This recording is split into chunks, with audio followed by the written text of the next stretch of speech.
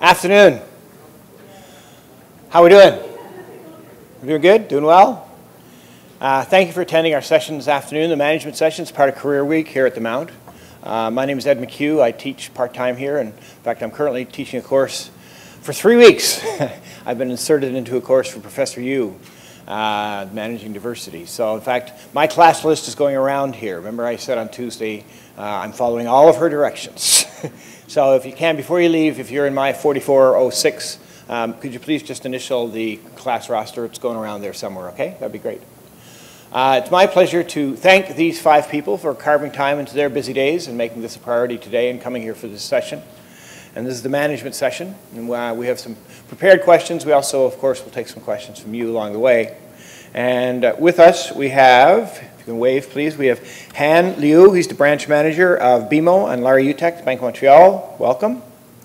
Next to him, we have Jennifer Weatherhead. She's the director of training and market development at Sandler Training Maritimes.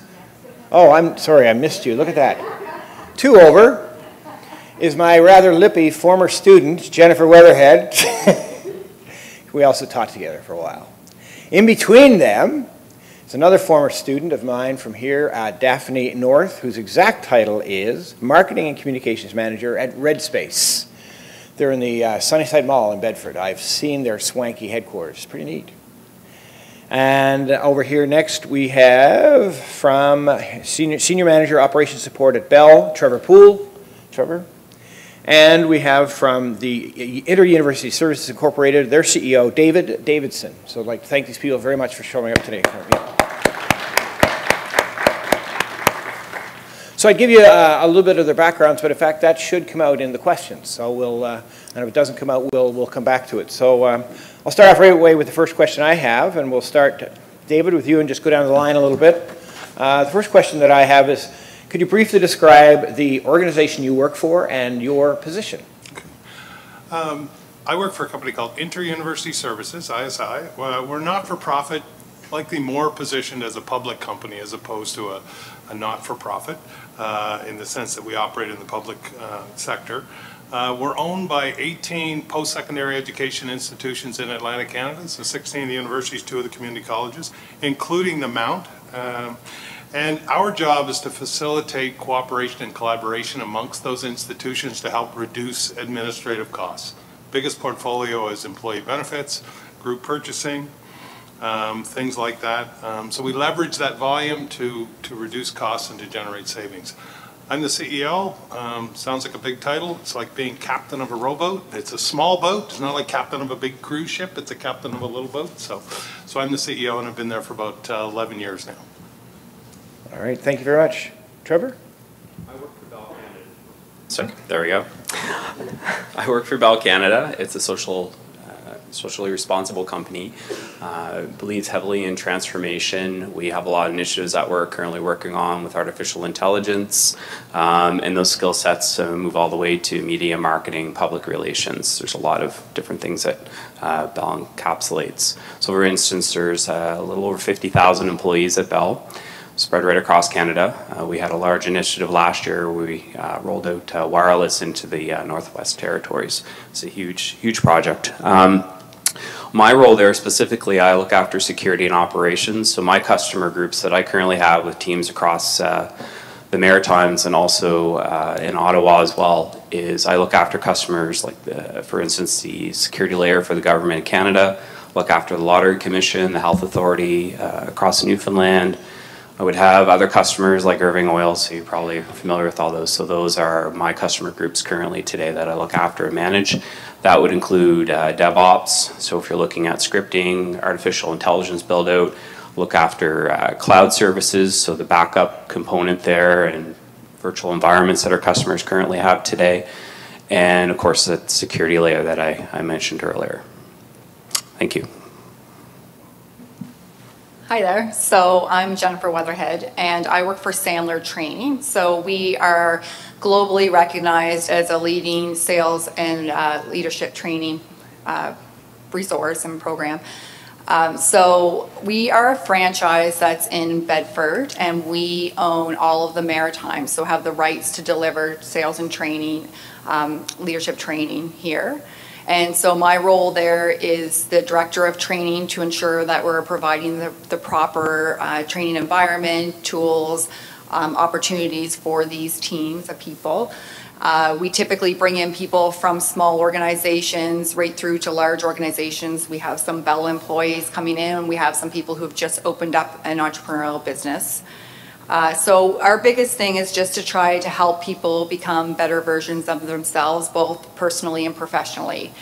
So we do that through training remotely, online, at your own speed, or in the classroom. So, and previous to that, I actually taught here at the Mount and taught at NSCC for 5 years. So I like being back in this environment.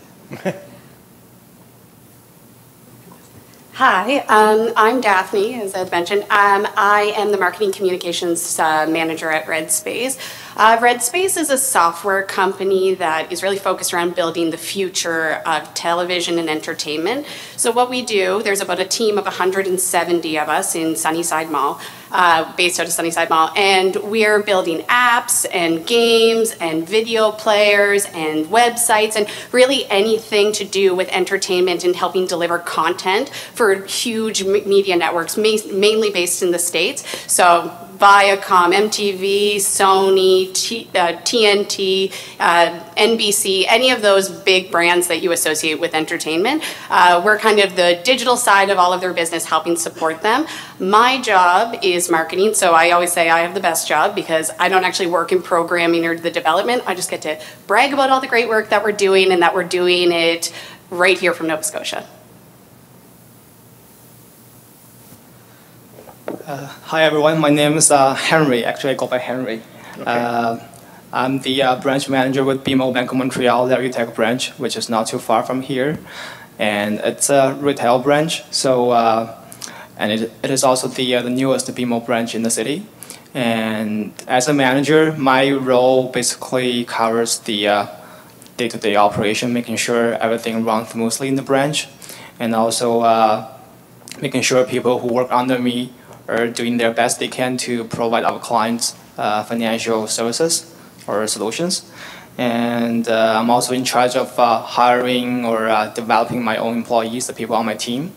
And also I'm in charge of implementing some strategies to drive the business results for the branch. So to summarize, it's kind of a little bit of everything, I guess. HR, training or operation, and sometimes we also get involved in some community events as well. So it's kind of like corporate social responsibility as well. So. All right, thank you very much, Henry. The next question, I'm going to layer something into it also. It has, how has your education and experience led you to your current position? But I'm also going to ask, when you finished your degree, are you doing something now that you thought you might be doing when you go back to when you were 21, 22, 23? Are you doing something now that's even remotely close to what you thought you might be doing? I'll throw that in as part of the mix. Yeah. I started out. My first, my degree in university was first in science, and then I finished my industrial engineering degree, and then went off to work in hospitals. Doing hospital development, back then hospital construction. I'm like the oldest person on the panel, so that was way back in the 80s. Right? So doing hospital construction, hospital design, project management, moved my way into hospital administration, purchasing, running some departments in healthcare. Through that process, I also went off and completed my MBA, and then started to work with some group purchasing organizations, large healthcare ones, and then the last 11 years, ISI here in Nova Scotia, or in Atlantic Canada. The quick answer to your question, absolutely not doing what I thought. Didn't know what the acronym GPO means, which is Group Purchasing Organization, never knew it existed. Really didn't even know what procurement was until my first day at work, when that was written on the door of my office. So it's all about using your education skills as a base and then finding what you like to do. If I reflect back on my academic career, I would have thought I was more geared towards an actuary.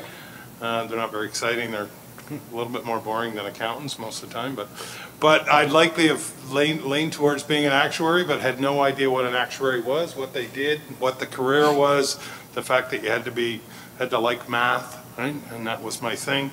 So the short answer to the question is no indication at all at the beginning of my career where it would end up and where it went. Well, thank you very much. Trevor? That's a good question you have there. My education and experience are mirrored quite well, and that's in the sense that my first degree that I completed was here at the Mount, and I completed the Bachelor of Arts in Information Technology when that was offered. Amazing program. Through that program, I was able to have the ability to build working applications. I think there was a nursing home we went to, built an application there. I was able to take that information and apply it to my work directly. I worked as a quality manager at the time for, I guess it would be MT&T at that given point in time. I've been with Bell for 20 years now, so it's been a while. So I applied that direct experience to provide a lot of value for the organization, and then I was able to move up from there. So that's been my experience. I've been educating, creating value, and then move up. So that's been my trajectory and path. And the education that I've chosen has helped with that directly. So the next bit of education I finished after that is I completed a master's in electronic commerce. I'm currently enrolled in 2 other degrees that I'll have completed within the next year, which is another graduate degree. And I found what I was doing as I moved down that path is I was finding courses that would create jobs in the future, not necessarily what was available there right now. So one of the degrees I have close to completed is a Bachelor of Science. It's in biology. You're probably wondering what's the value of that. Well, just to put a little bit of information out there, one of the centers I went to recently, a lot of biometrics is in use. So for instance, I don't know if you watch Mission Impossible or something like that, you notice when you go into buildings, they use eye scans and facial. That stuff's old news. That's great for the movies. A lot of the times what they're doing now, they're doing tracial scans for veins in your arms and then checking the circulatory system. So it's completely different, the technology for accessing buildings today. So biology plays a good part in that. So human physiology and anatomy and biochemistry, those were things I took as well, on top of my computer science, because if you look at the way technology is meshing today, that's the direction it's moving in. In fact, probably most people's phones in here today, you probably can't open them, or at least have chosen the option to open them using a biometric, either a fingerprint or something else. So technology and biology, in a sense, are emerging in a lot of ways. So did I end up where I want to be? Exactly. I created a path, I kept opening it, kept creating value, and I just kept moving forward in the organization. And now I have the new security layers, which adds in a lot of extra excitement. So, Okay, awesome. Thanks. Thank you. No, I did not end up where I want to be. Or when I was 19, I was here to come, I came to the Mount with the intention of going to law school at Dal. And I failed my LSAT miserably, but I left with an undergrad in business and with co-op education, which opened my eyes to a lot of other opportunities out there. It was the best thing I did when I was in this university, was to participate in co-op. And so I was exposed to marketing and management and then pursued a career that way. So today, my education has strongly helped me get to where I want to be. I do training and facilitation, and I got the opportunity once I did my master's in business to teach in this environment at a post-secondary institution. So along the way, I've gotten graphic design diplomas and communications and so on and so forth, all really neat things that have opened up a lot of doors. So certainly nothing that I would regret from an educational perspective. And I'm glad I'm not a lawyer today, because I would not be a very good one. So, yeah. I'm going to echo some of her thoughts, because I did a public relations degree here, and I think it was one of the best things I could have ever done. I was young. I had no really idea what public relations was when I got into the program. I just thought it was somebody who you talked a lot, and I was really good at talking, so I thought it would be perfect for me. Didn't know it was all the writing, but it was the best decision I made, and I took the co-op as an opportunity because I knew I was never going to really get this chance again to try very different jobs every single time. So I did one in not-for-profit, one in government, and then I did one at an advertising agency at the end, which I then ended up going back and working in advertising for a long while. So it was so great because I was able to see what I liked about jobs, what I didn't like, and was able to kind of decide, following my degree, which one I kind of wanted to pursue. And I felt so lucky that because I don't feel like a lot of people can try and test out jobs that easily. I didn't, when I moved to Newfoundland to work in advertising for a while, and when I moved back to Nova Scotia, I really thought I was going to have to move to Toronto. I thought, well, it's Nova Scotia, there's not a lot of like really great, amazing companies doing world-class work. I was proven very wrong when Red Space approached me and they were doing this international world-class caliber work from here in Nova Scotia, so I was able to stay in Nova Scotia and work. I never in a million years thought I was going to be working in IT. I remember when I first started at Red Space and they hired me to help them with their communication, but I knew nothing about tech or IT, and I used to have to ask the developers to talk to me like I was in grade 2 because it just was way over my head. It was the best learning experience I've ever had because now I can talk the talk and sit and help communicate and market the company properly. But I don't think I ever thought I'd be here, but I wouldn't change anything. For me, I guess when I started with BMO, I didn't really have a plan. So I was doing my undergraduate, it was my last year. So I started with the bank as a part-time CSR, which people sometimes call teller. And I was doing that for about 2 semesters, and then I graduated. So I was promoted to the financial service manager role, and I did that for about 2 years, where I was responsible for opening clients' accounts, their investment, mortgages, everything. So more like an advisor kind of role. And after 2.5 years, I felt like I want to take a break. So I decided to leave the bank. I went back to school, went back to SMU, did my MBA. And I graduated last May from SMU with my MBA, and then BMO hired me back to Larry Tech branch as assistant branch manager, and I did that for half year. And in January, they promoted me to the branch manager role. So I guess in terms of my education background or experience, I guess it has definitely been very valuable to me, because especially my MBA education, in the sense of gaining knowledge around leadership, management skills, and yeah, it's been really helpful to get to where I am today. Awesome, thank you very much. I'm gonna go to question 4, just so you know, because 2 and 3 I kind of blended there. And the question is written this way, just you know, can you tell us about the types of jobs that might be available for students considering a career in your company? And if that doesn't quite fit, where do you see some of the job growth these days? If it's not within your own organization, as you look at society, where do you see that there might be opportunities if you were seated here today? Start with you, David. Okay, I think I want to take a minute and kind of talk about the procurement field, because ISI is very small. So we're 5 people. It was 5 people when I joined the company 11 years ago. It's still 5 people. So there's not a lot of growth opportunity there. We do hire co-op students every term, but for the most part, it's for them to gain experience. We're not really in that growth mode. But I want to talk about the procurement profession because it's one that most people never think about. And it's becoming more and more critical and more professional, for want of a better word. All you have to do is listen to the news. Procurement and improper procurement can cause the defense minister their career or the prime minister their career. It's one that's very, you know, it's top of mind. You look at that, the whole insight into the procurement process that was involved around the shipbuilding contracts in Halifax and how that's elevated its position in the business world. And the good thing about it is there's an easy path to entry. You can begin in that part of the profession, either on the public or the private side. If you're working for a manufacturing company, or you get more involved in the supply chain, and more involved in manufacturing scheduling. In the public sector, it's more about contract management and relationship management. So that's a significant career opportunity that most people are not aware of.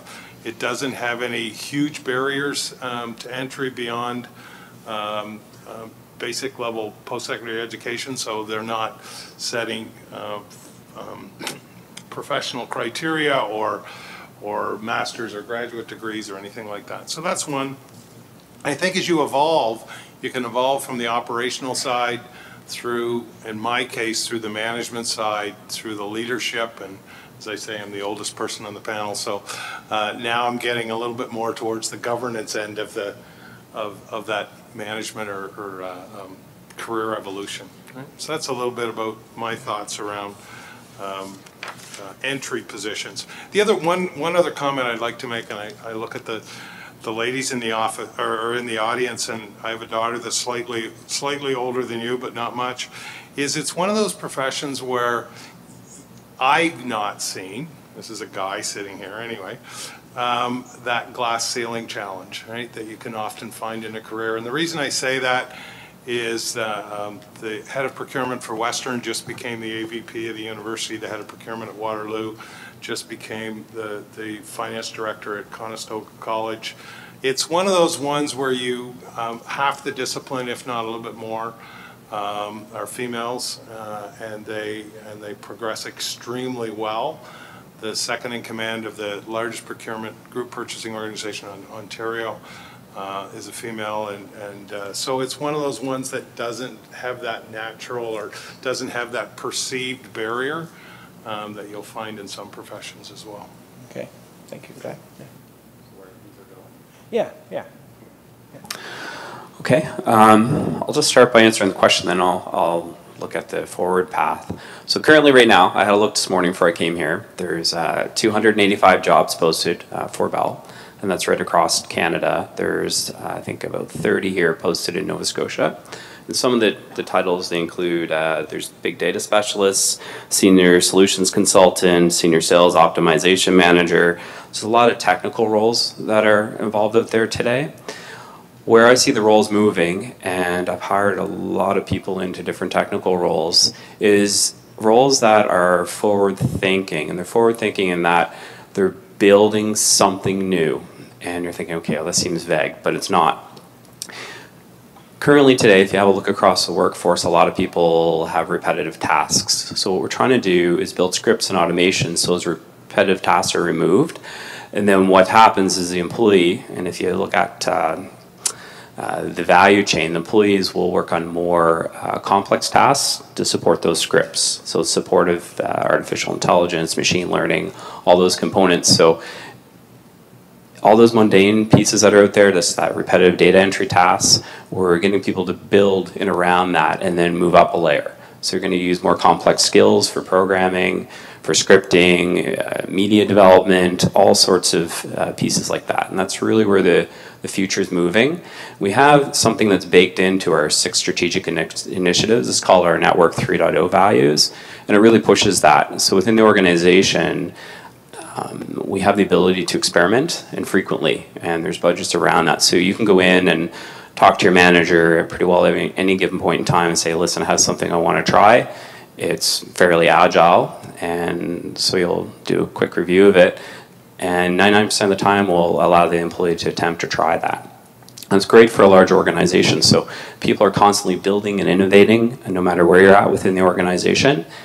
And that's really where that's going to be, I would say, for the next 5 to 7 years, is that innovation and building. And it doesn't matter if it's in marketing, it doesn't matter if you're in media, it doesn't matter if you're in finance. I see scripts being built everywhere, right across the organization. And it's definitely a good place to focus your attentions. Okay. Thank you. Okay, so within our organization, you'd be looking at any type of sales role or training. Those are the 2 specific roles that we'd be looking at. But just to talk to the point with regards to being innovative and forward thinking, I see more and more and more entrepreneurial initiatives taking place nowadays, from a lot from some really young, enthusiastic, innovative individuals. So I see that as a huge opportunity for growth and to, it seems like there's more risk takers out there now or something, or people with greater ideas. I'm not really sure, but it really does seem like a good way to go if you guys think you may have that sort of entrepreneurial mindset. From my point of view, just from being in kind of a tech, not so startup, Red Space has been around for almost 20 years, but we run a lot like a big startup. When I joined Red Space almost 5 years ago, I was employee 80. I was the first marketing person to join the team, and there was no HR. There was not really a sales infrastructure. So they were just getting some of the more formal, traditional roles that in place. They were really just running developer first, lots of programmers, lots of software and app developers. So right now we are at 170, so we've more than doubled since I started. And we could hire 50 developers tomorrow if they were available. We're in full recruitment mode all the time, but because the company is growing, there are going to be more and more opportunities for some more of those roles.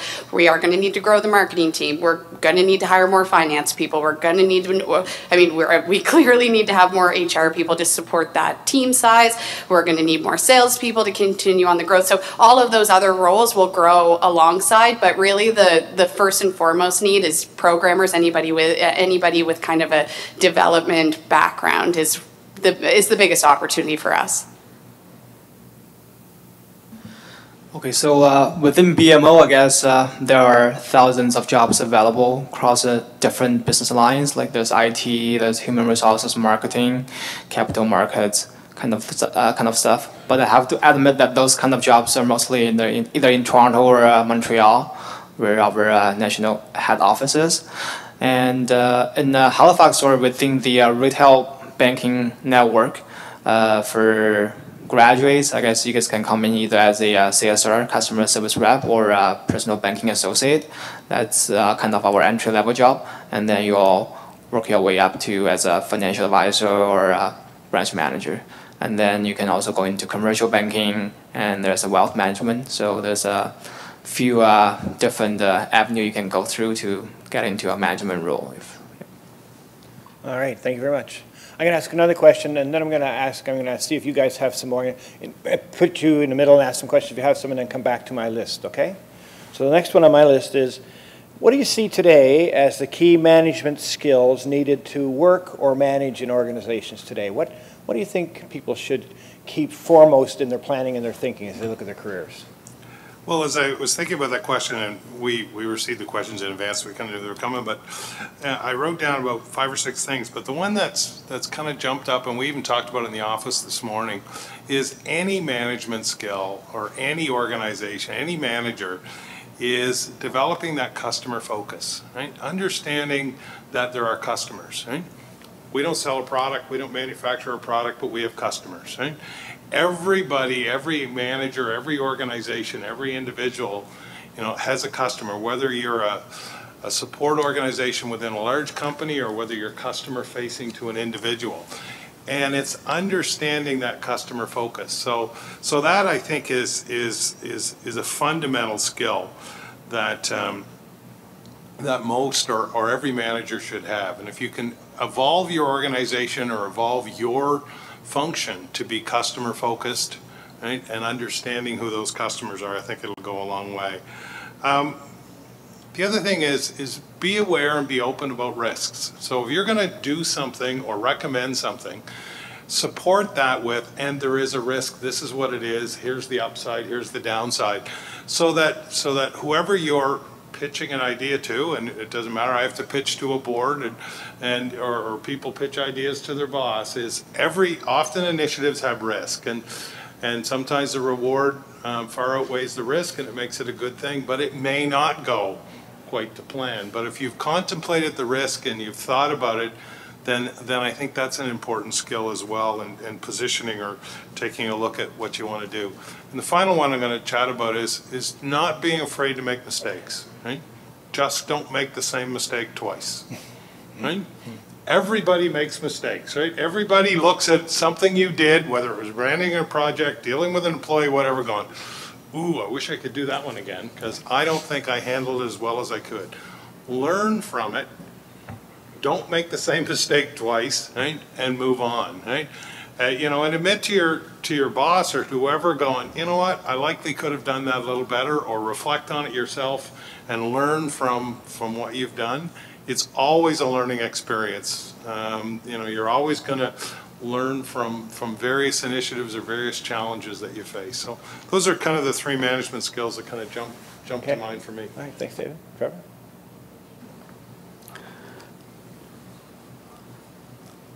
Be careful of your leadership style. It's very important, especially in today's environment. Having dictator-type leadership, very, very bad for your career. What you want to do is focus on transformational leadership. It's very important. You want to learn how to engage employees, because you're only going to be as strong as your employee base. I'm only successful as my team is, and I represent them. My job's just different within the team itself, so we're part of a group, and that team environment needs to be fostered. I need to foster intellectual curiosity. I need to really push people in the right directions, and I need to open up opportunities for them. I need to engage people. So my most important role that I have within the organization is engagement. Absolutely customer focused. Dave's right about that. You have to be. That has to be in your mind at all given points in time when you're developing, you're leading people. It's an absolute. Now, you also have to be adaptable. Adaptability is key in the sense that at times you're going to shift gears a little bit. You'll move from that transformational leadership component, maybe you'll move over to transactional because things have to be completed. It's also important to lead in context, and you need to have a very strong ethical framework. You're going to be working with customer accounts, sensitive information and data. So that ethical framework is extremely important. So work with ethics, and the decisions that you're making have to be sustainable. So always think about sustainable leadership when you're making those decisions. That includes the budget that's being spent. Always consider people's careers when you move them into positions to make sure they're a good fit. Because your abilities to move people are everything. They're critical. They're critical for the organization. They're critical for the customer. They're critical for your team, because your team's confidence is going to be built around your ability to help the other people around them. Their trust in you is really going to be built around that. It's truly everything. And be afraid to make mistakes. Experiment. It's what's baked into our 6 strategic initiatives. You have to be able to do that. Don't confine yourself and put walls up and say I can and cannot, because you have to be innovative. That's the only way you can move forward. And probably one of the last things I'm going to say is when you're motivating people and you're moving them forward, look at outside at what they do. Don't just look at who they are at work. They have a life. They have a work-life balance that needs to be maintained. That's very important. So every single time I make a decision about who's moving on call, what teams people are supporting, I have a look outside to make sure that that's going to work for them out there as well. Because one of the risks you have today, and it can happen, is an employee can ghost an employer. And you've probably read about that or maybe talked about it, and your employee becomes very difficult to get a hold of when you need them. So what you want to do is make sure you're fully supportive. You engage them as much as you possibly can. You provide opportunities. You provide career pathing, which is very important. You don't want them just to move into a career and then there's no ability to move forward from there. And you're looking out for their best interest holistically at every level. Thanks. It's hard being the third one because you guys take all the good stuff.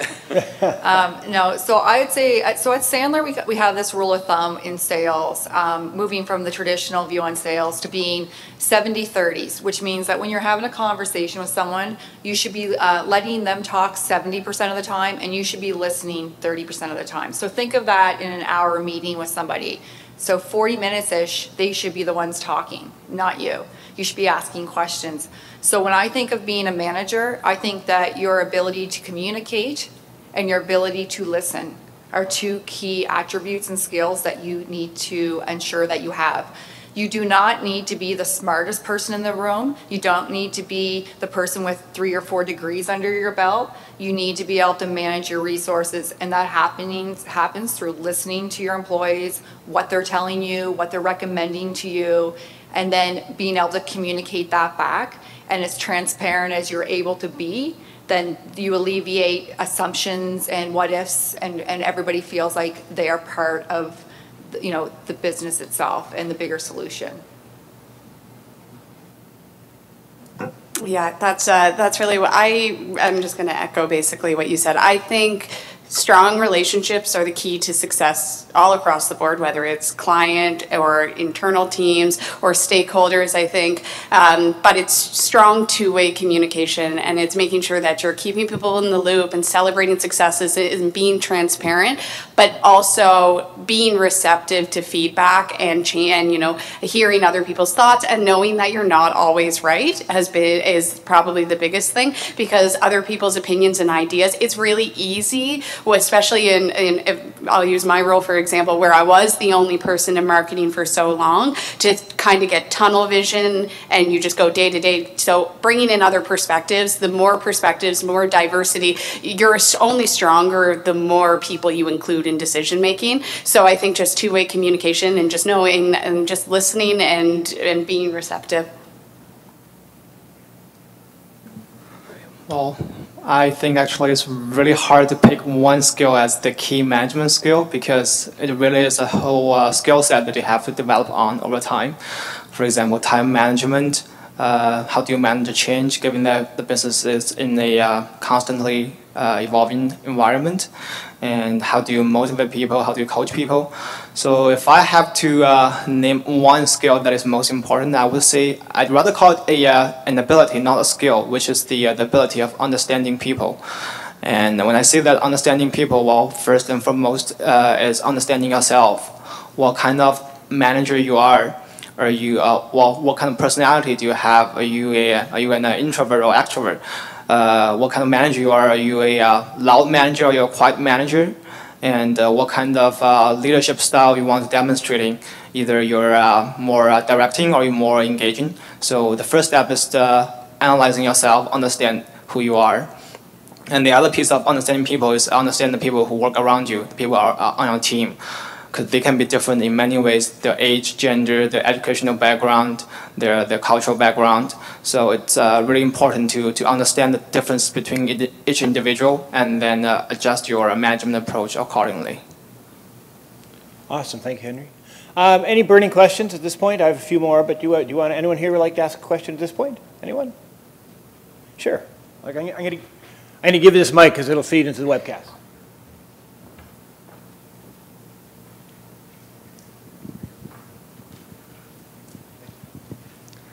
I haven't heard any of you say something around the lines of, thank God I took this class, because this class changed my entire life, and if it wasn't for this class, then it would have been all off. What's the most important thing the university taught you guys?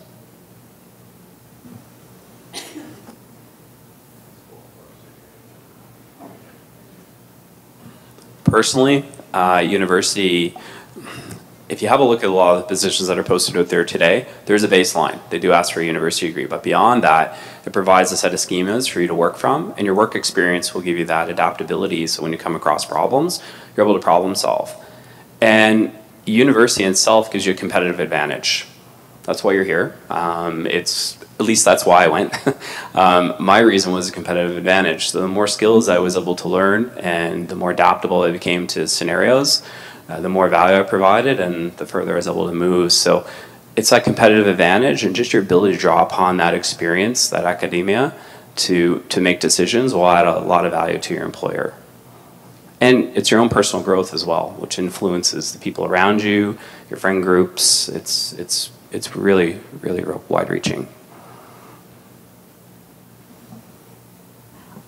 I think I touched a little bit on it, but just because of the nature of the program that I went through, co-op was obviously the most valuable thing I'd done.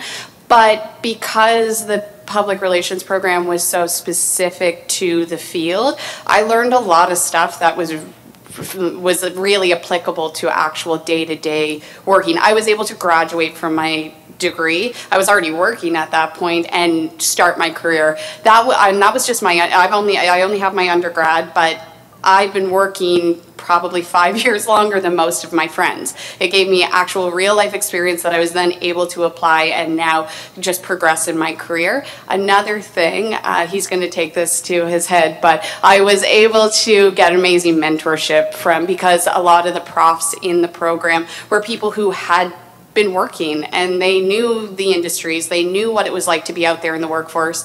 Yeah, when I got my first contract, Ed was one of the people who I said, I don't know what this is, I needed someone to kind of help me through that. So I think it wasn't necessarily course specific, but it was all the other things that you got through the program and the relationships you built with people throughout the program that become invaluable to your career 10 years later. I'm going to touch on two things, and one's school related, the other is not. The first one is school related. I think that, and it comes from my MBA, and it's absolutely nothing to do with finance or operations or accounting or anything else. We were forced to work in a team. I happened to do my MBA at Queen's. It was an executive MBA. If there were dynamic challenges within the team, they refused to change team members. That was built into the program. That is the team that you have to work with. So if there were any conflicts or any issues, the team all met. Sometimes they put a facilitator in there and they force you to work through them. And I think that was a great learning experience because in work, changing your colleagues is rarely an option, right? So it's learning how to because we couldn't succeed without support from, this was a team of 6, the other 5. But we were all in it to make sure that all 6 of us completed our challenges. So that was learning number 1. Learning number 2 comes from, we did a lot of volunteer work with competitive swimming as an official, and right up to running our National Olympic trials and things like that. And that was working with volunteers, mostly A-type professional people that volunteered to do that work. And trying to get a group of volunteers, and in some competitions be up to 40 people, working in a high stress environment. We're selecting the Olympic team, there's a lot of skin in the game for the athletes, and getting that group of volunteers to work together, to be collaborative, be cooperative. You learn an awful lot doing things like that when you apply to your workplace, right, is something that's a great learning. So some of the learning can happen in school, some of the learning can happen in that school environment, whether it's with a team or with volunteers or things like that. And you learn an awful lot about people management, and sometimes it's good just to take a step back and look at those environments from that perspective. Those are the 2 things that I come to think of. Well, I guess they've already talked about pretty much everything. And one thing I want to add on is what I found is most valuable for me is the critical thinking skill that I gained through either coursework or teamwork with classmates or talking to professor. And that is so important because once you get into the habit of thinking critically, you'll be it's gonna be beneficial once you get into the workplace because you'll always keep looking for new ways of solving problems, and you that's one skill I want to add on.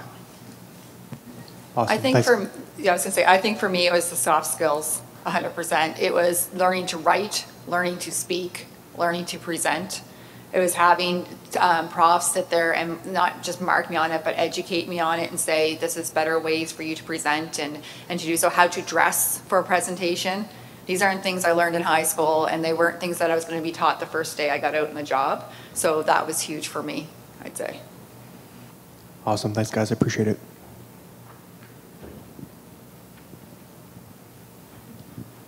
Hi. The question I'm going to ask is sort of related to what he already asked.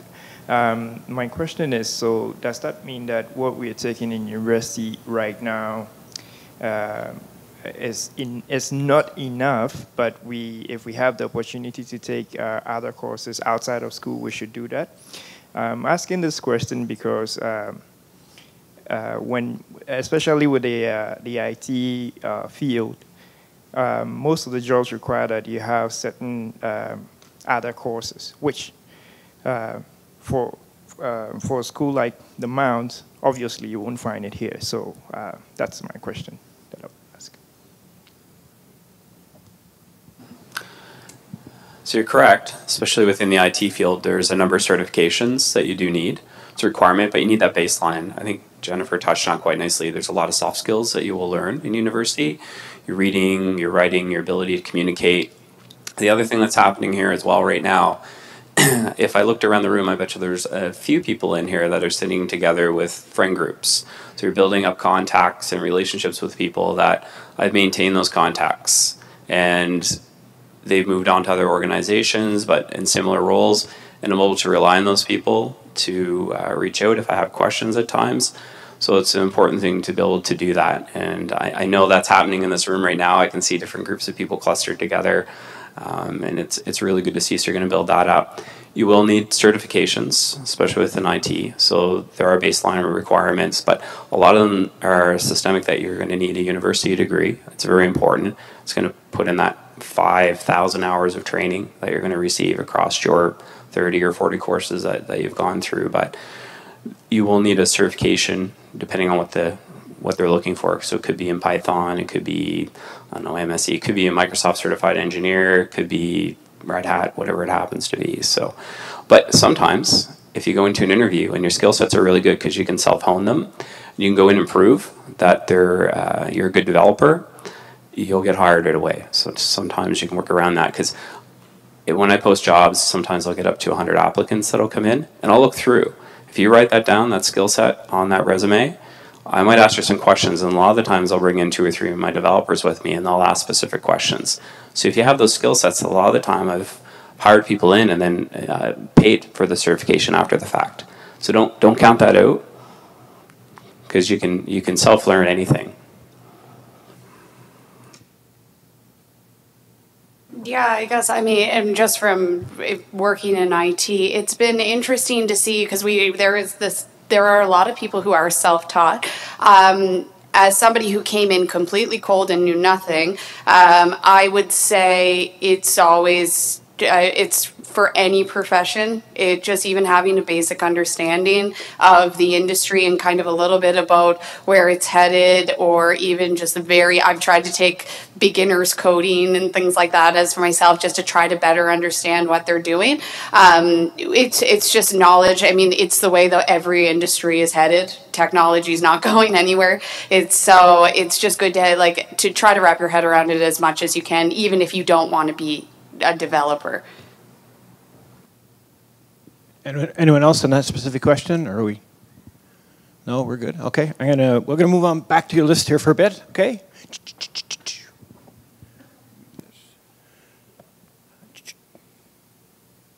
Yeah. Okay. Many students, as you know, struggle when deciding on what career you're going to follow or pursue. What advice would you have for a young person who cannot decide on a career path? And I'll add that I found out what I wanted to do when I was 38 years old, so, all right? Simple answer. Just take a chance. What's the worst thing that could happen?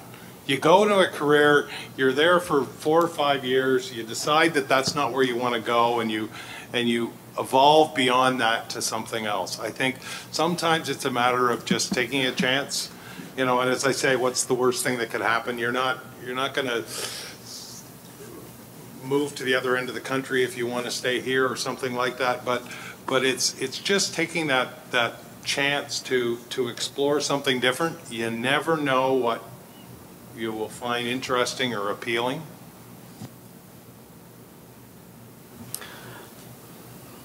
Three words: go and see. A lot of organizations have programs in place. I know Bell has a new grad program, so you can put your name into a database. And what will happen is when they go through that in the summer and springtime, you have the opportunity to come in and try out a job. And I think it's 90-some-odd%. It's a really high ratio of people that go through those programs have the opportunity to be hired, but it also allows you to see inside the organization. Leverage people you know. So if there's anyone in this room here today, I'd have to spread it out, that's interested in seeing what IT looks like from the inside, from the programming, the development side, security.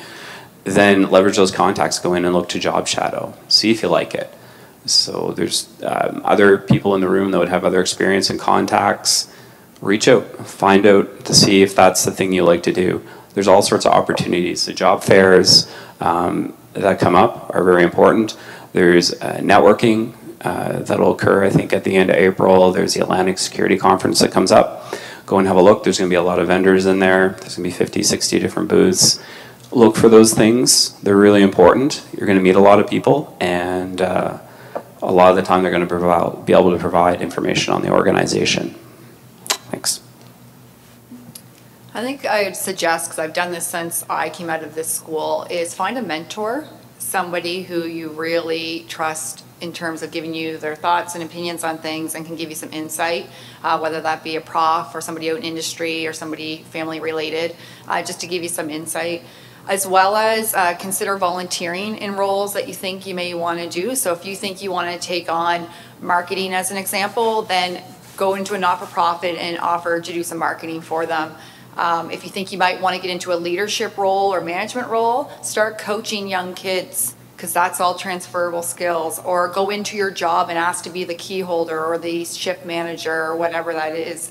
So you don't have to think so big and broad and think, where am I going to be when I'm 50, 60, 70, whatever. You can think of where you want to be in the next couple of weeks, what you want to do, and then that will probably transpire into, you'll think, you know what, I was the manager on the shift and I absolutely hated it. Like, I can't stand it. It's a lot of HR. So then it might help you make that decision a lot clearer for yourself. Yeah, to her point, I think volunteering is one of the easiest ways to get hands-on experience and also build up your portfolio if you're looking to get some real-world example before you graduate. So just all of that. A lot of the classwork probably requires you guys to work with not-for-profits, but that's really, really key. But as cliche as it sounds, I think finding something you're really passionate about and that you love to do and pursuing that, and at least trying it out to see if it's something, see if it's actually what you want to do. You can always change your mind, but being happy and waking up every morning with something that you're excited to go to work for is the best feeling in the world. So if you can find something that makes you really excited and that you're passionate about, go for it. Yeah, my advice is pretty simple as well. Just don't struggle, just give it a try, because one of the biggest advantages being a young person or a new graduate is that there's plenty of time ahead of you. So you can, when the opportunity comes, just be brave and grab it and give it a try. And I mean, the opportunity cost, I like looking at it that way. The opportunity cost for that is pretty low versus someone who has been in the industry for 5 or 10 years and they decide to change their career path. They might have to move to a different city, change the lifestyle, which is, yeah, the opportunity costs are a lot higher. So as a young graduate, just, yeah, give it a try. Thank you very much. As you can tell, these are 5 people who come from very different positions in the economy. So I'm going to ask them, what do you like about your job, and what do you not like, and what are probably your biggest challenges in your job these days? I'm fortunate. I run a small company, so you have a little bit more autonomy and control. And I think the thing I like most about my job is the opportunity to establish a good workplace. Small company, small people, you know every single person that works there. And if you've created a workplace where people enjoy going to work, where there's an open communication, where there's a positive work environment, I think that's like number one. We're in the job of providing value to our members, to the institution, so that's important too. You want to have those successes so that you are providing meaningful value back to your in our case, our members, whether it's your boss, your stakeholders, your organization, your shareholders, it really doesn't matter, but you know, that sense of accomplishment and that value. And the final one is personal, and that's creating an environment where you get to think and learn. Right, so that's the one. The other thing I like about my position is I have the good fortune to be able to think and learn on an ongoing basis. Dislikes, we're in the post-secondary education sector. There are limited resources. It's difficult for us to rally those human resources in the support of some of our members because they do have conflicting priorities where they have lots of things on the agenda. So that makes it a challenge, right? Or a dislike in our case. The same thing is maintaining that support is a real challenge for us because there are so many challenges facing educational institutions and projects that are on the go. So staying front, as I say to our board members, which are the Vice President of Finance and Mins of the university, I represent this much of their day, and I know that, right? So how do you provide value without being demanding or being challenging? I'm not on the front line. I'm not critical to their mission. No one talks at university board meetings about what we do 99.9% of the time unless we do something wrong, right? So that's important. Is that's a challenge facing our organization, but we do have the support of our owners and our members. So I will interject, by the way. I have sat on the board at St. FX, and we have talked about ISI at our meetings. So there you go, baby. Anyway, so yeah. So what did we do wrong? Oh no, you did everything right. It was all positive. What do I love about my work? It's diverse. I have diverse teams. It keeps it really interesting day by day. I think I have somewhere around 65 customers. They all have custom solutions that are in place, and that's what keeps it interesting. It's not the same work every day. It can be completely different. So, for instance, I was working on a dashboard this morning for the Lottery Commission. Yesterday, I had some finance work I was working on. The day before that, it just keeps changing. It's different every day. So make sure you find that job that's engaging and that you love. It has all the facets that you want inside. It's a bit of a dream job in the sense that I educated towards it.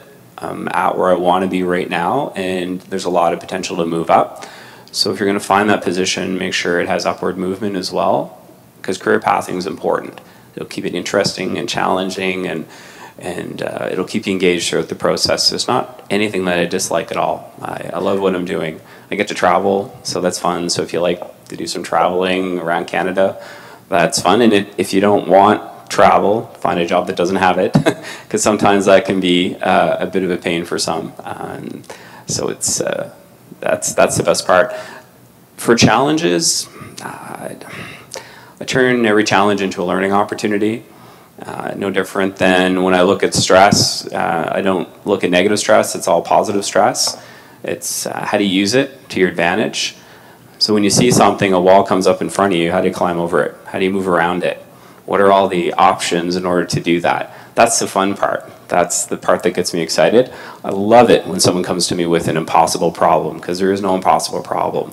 There's just the best answer to find for it. So that's how I look at the challenges that are out there. So most challenging, I guess, to be resources, but then I get the opportunity to go in and find how to use those resources best within the organization, and that's a lot of fun.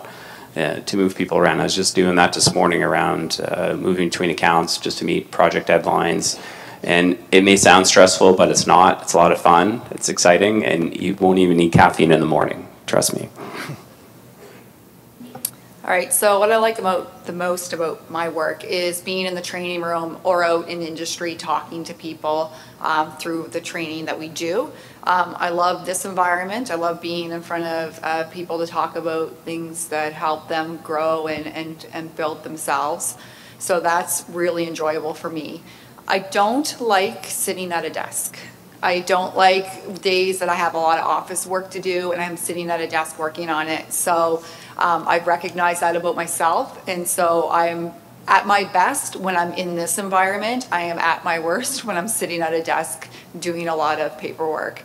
And that's something that's interesting that I would never have thought about in university. Like, do I want to be at a desk or not? Because obviously I didn't, because I wanted to be a lawyer, and I would have been sitting at my desk a lot. So certainly something to think about. The most challenging is the fact we are small, it's a global organization, but we're locally small. We're 3-4 people. And it's challenging on a day-to-day. You wear a lot of different hats and have a lot of different priorities, and we are growing a lot quicker right now than we are able to resource. So it's a, that's a challenge. It's a good challenge, but it's a challenge. For me, what drew me to my current job and what makes me so excited about it is that I didn't think there were companies doing the level of work for these giant, huge brands. So when I found out about Red Space and they were working with Fox and Sony and MTV and all of these brands that I grew up with and knew on a daily basis, it was such a cool opportunity. I also love that the technology industry no 2 days are the same.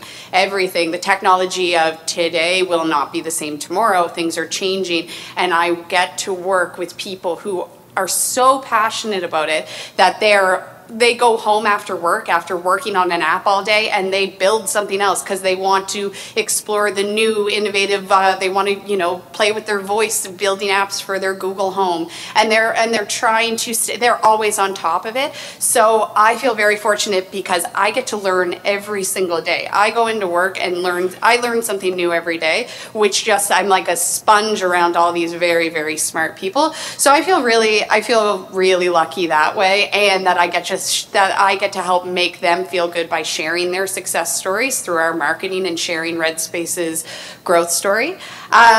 It's challenging though, because I didn't come from that background, and so I have to put the extra effort in every day to really understand it. I force myself to sit down with people who speak that language and have them talk to me, and then I repeat things back to them to make sure I understand. So I probably have to put a bit more effort in, but it also helps me with my learning. So it's difficult.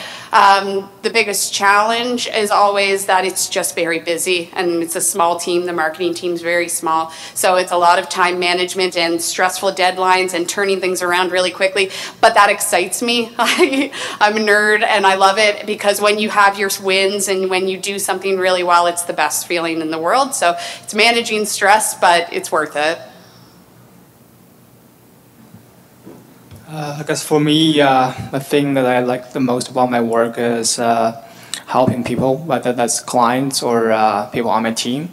I love leading people, developing them and helping them to achieve their full potential and help people on my team to get to where they want to be, and that's something I really enjoy about. And things I don't like, well, the administrative part, the paperwork, sometimes around policies and procedures that you think are not necessary but you still have to follow. And sometimes those daily routine tasks can be tedious, but you have to get it done within a certain time frame. So those things that I don't like. And challenges, I guess the most challenging part is how do you find the balance between the things you like and the things you don't like. That can be challenging. And also it can be challenging in the sense that sometimes we all get stuck on our busy daily routines and we kind of lost the sight of the big picture. And that is very important because I was actually watching a TED Talk last night talking about how to be happy at work. And they talk about 3 elements. First, good boss. Second, good colleagues. And third thing, the sense of purpose. So I guess for the boss and colleagues, you don't get to choose who you're going to be working with. But what you can do is you have to find the sense of purpose for yourself. You have to, sometimes when you get too busy, you have to just pause, take a breath, and step back and look at the big picture and see what value that you're bringing to the organization or to the world. All right. I have one last question. We've kind of touched on some of the points in it already, but any more questions from you guys? Any more? Anyone else have a question? Yes? No? Hands? No? Yeah? Okay, sure, absolutely.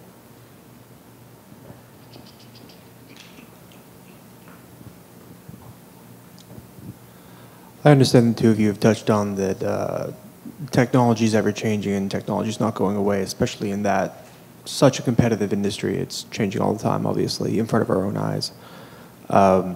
Just in each of your opinions, where's the future of business going?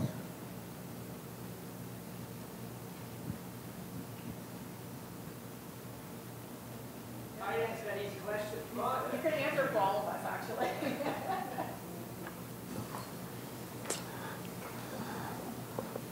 You are right with the technology component, and that our finance, our marketing, our development, if you look at our cellular, our trunk mobile radio, pilots on staff, even if you have a look at our human resources, how everything is being built out today, it is around technology. And it's not going anywhere, but what it's doing, it's enhancing our quality of life. I heard it mentioned, the painful thing coming in to work to do every day is those repetitive administrative tasks. I didn't like them, and I say didn't because I removed them. I used my team, my DevOps team, to remove those things. I didn't want to do those anymore. I want to keep work interesting. So I've utilized my team to uplift myself and move them away from those tasks. So even if you move to the point where you're sophisticated that you understand the code but you don't write it, you have a general idea how it's going to work, you can lead teams that do develop those things. And the best thing is when you develop something for yourself, you can share it with everyone within the organization. So it removes it from all of them. And if everybody moves up a notch, then you'll get to that point, you'll have a look, it's like, well, I don't really like doing that. Well, let's develop around it, and then you'll develop that and then push it up again. So what'll happen is you'll develop the job that you really like to do the most because you'll automate everything else out of it. And it's generally those administrative tasks that you're not gonna like. And you know they can become monotonous. You want to stay interested when you're at work. You want to stay engaged. You want to stay focused. And in order to do that, you'll start building. And you know we've built things. We've built roads. We've built all sorts of things. And now we're building applications to do that same thing to get us to the places that we need to go. Hopefully that answered your question. I just want to add into this because I do work for a company that focuses so much on technology, and everything that I've talked about is the apps and websites and things like that. But one thing I haven't really mentioned is that most of our clients, they've been clients for 15 years, 10 years, and that is based on just basic relationship building, that's building trust. That's nothing to do with the technology because we started out working with Flash, which none of our phones support anymore. Flash is gone. But we started out working with Nickelodeon as a Flash developer because they needed them. Now we're building all of their OTT, so all of their Apple TV apps and all of their mobile apps. We're doing, we're supporting their overall content delivery infrastructure on every device. So, but we've maintained this relationship because we've evolved with them, and we built a relationship where that we can tell them, we can be very open, and it's two-way communication. So I think technology is changing. Technology is, becoming more and more important, and we're all attached to our phones all the time. But the reason why the company's been so successful is because of the relationships and being, honestly, we attribute it to the fact that we're East Coast Canadians, and they seem to like us because we're nice and we're easy to work with, but we also are very smart and hardworking. So I think there's always going to be an element that just being a people plays into it, and I'd like to think. I'm going to add a little bit to that, and from a bit of a different perspective, because we're not a technology company, but we deal with significant relationships with various organizations, and because of the pace of change of technology, that changes the nature of those relationships. You can no longer look at a company and their product or service, assess it today, and say, therefore, they've got a solid technological background or platform, so they're good for the next 2 years, right? Because by the time you make the decision, right, that's yesterday's process. So you need to put relationships in place with organizations that are capable of evolving and developing. You need to put relationships in place with organizations that are prepared to form good, solid partnerships. We're spending a significant degree of time assessing the cybersecurity risk associated with the various organizations we deal with because they connect into various information systems. So it doesn't matter if you're a technological company from a principal perspective or you're an organization that relies on technology in order to advance your goods or services or program. It really impacts every part of business today. All right, to wrap up, any last quick comments any advice wisdom you'd like to pass on? I'm so strong with wisdom. You're great with No, wisdom. I think the biggest thing I can say is you guys really got to be different. There is so many of you guys graduating, not to be discouraging, but there is. And you guys have got to be different in that environment. So what problem or challenge can you solve by coming into this organization? So think of it from a personal perspective. If you have a problem in your life right now and someone came along, I came along and said, I can solve that, you're going to invest in me because you need me to solve your problem. So think of that from a work perspective. Think about what you can do for the company or the job that you want to solve their problems. So do a little research on them when you're getting out there. Look at what's going on in their industry and think of, if you have ideas and stuff, don't be afraid to put those things in your cover letter or, in your little statement at the start of your resume to show them that they're not just hiring a graduating student with a business degree, they're hiring somebody who's going to be there to solve their problems going forward. That would be my biggest thing. Yeah, I'm going to add a little bit to that too. As you go to establish a career or to change your career or whatever, word of wisdom number one: be prepared. I can't count the number of times I've received a cover letter with the wrong job title, right, or the wrong address, and I understand that you may be cranking out your resume for 5 suppliers. Take the time, or 5 potential employers. Take the time to review it, get it right.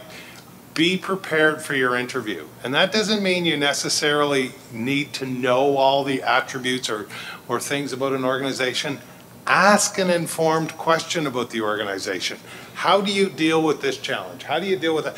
That meant you did some research. It's not a matter of, and I think it was Jennifer that said you don't need to be the smartest person in the room. And the same thing can apply in the interview. If you're in an interview, if you ask an informed, engaged question, that's just as important, if not more important, than an informed answer. Right? So be prepared. Do your homework. People are putting time and effort, both yourself. You've committed an hour of your time to that interview. The interviewer has committed an hour of their time, or whatever it happens to be. Right? Take a little time in advance and be prepared. Right? Those are my words of wisdom, because we don't hire a lot of new employees. I have in my past, and we hire co-op students for every term. Is you may interview 10 or 15 people, right? 1 or 2 has to stand out. And I can honestly say, if someone has the wrong job title in the cover letter, chances are they don't make the short list.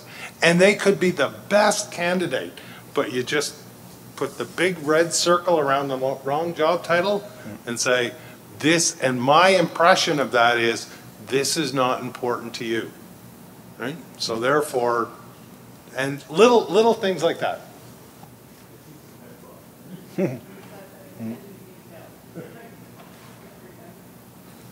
I'll add something, and it's around how to be prepared. When you do go to interviews, go through a behavioral interview before you show up. They're going to ask questions in your previous job, or have you experienced a situation where you had conflict.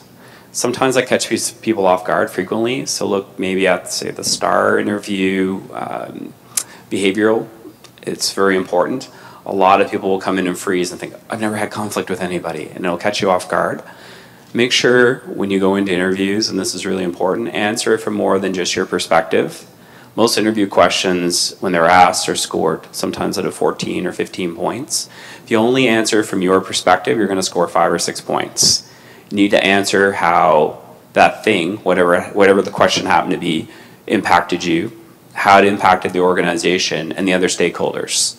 This is very important to do if you're looking at maximizing your points on an interview. So for instance, if someone asks you a question, if you, with your previous employer, they may ask you a question like that, or they'll find something that's relevant. Or have you ever had a scenario where you've had conflict with a peer, and what did you do to resolve that? And you just talk about you and how you did it. It doesn't show that you're able to see outside of that circle, so it'll limit your amount of points that you score. Make sure you look at how it impacted the organization and the flow within the organization. Make sure you answer and how it impacted the other person. And look at any development opportunities that you yourself learned, or how you're able to move somebody else forward within that. That will maximize your points every single time. Just a piece of advice to help help you with those interviews. All right, anyone else? Are we good? All right, well, I want to say thank you to our 5 panelists. Like I said, they made it a priority today to come here. They could have easily said no, and they said yes. So on behalf of all of the students and staff here at Mount St. Vincent, thank you very, very much for sharing those points with us today. Thank you.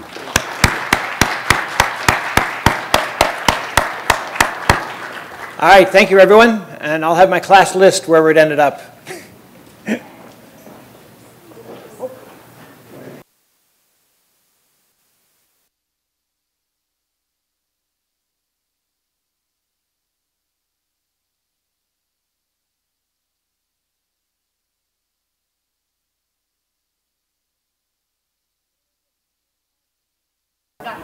Anyone missing a set of car keys? I just found them in the men's washroom. He just found them in the men's washroom. So chances are the women didn't lose them.